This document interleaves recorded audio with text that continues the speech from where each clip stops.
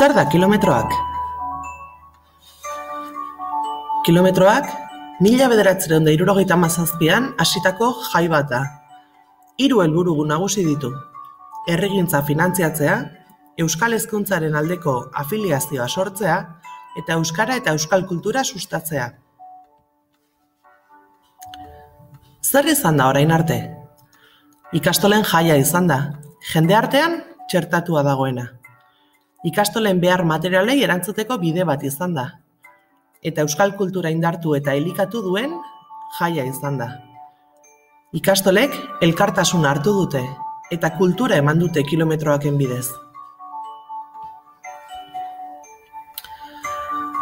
Baina kilometroak jaiak egun baterako lan gehiegi zekarren. Eguraldiaren oso menpe zegoen, eta jaiak ez ditu gaur egun ikastolak asetzen.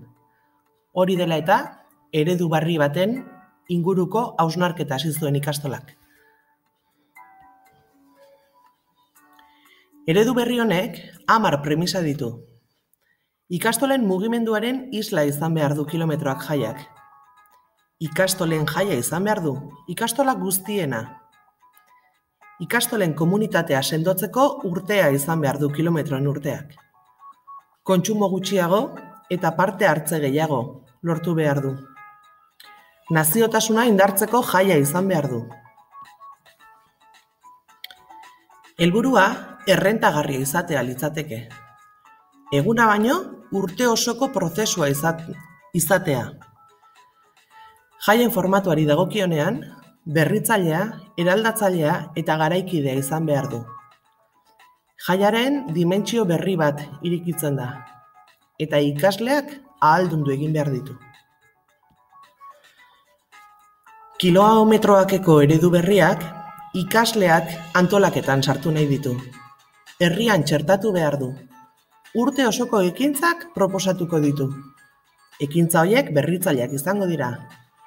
Tanta zozketa erabiliko da finantziaketa iturri bezala. Milimetroak ere beste ikastoletan ospatuko dira. Eta azkenean, komunitatea sendotzea izango du helburu. Eta ze bide egingo dugu hori guztia lortzeko? Hasiera fase honetan, elkarrizketak, ikasleekin saioak, gaurko kafe tertulia, ekintza horien bidez, kilometroak jaiak izango duen mezua erabakiko dugu.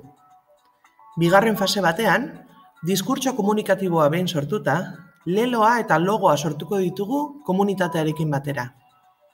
Hirugarren fasean, batzordeak osatuko ditugu, aspektu ezberdinak kudeatzeko. Eta laugarren fase batean, urteko egutegi bat eta kronograma bat osatuko ditugu. Eta hortik aurrera, ikusiko dugu. Egingo al dugu bidea elkarrekin? Aurrera!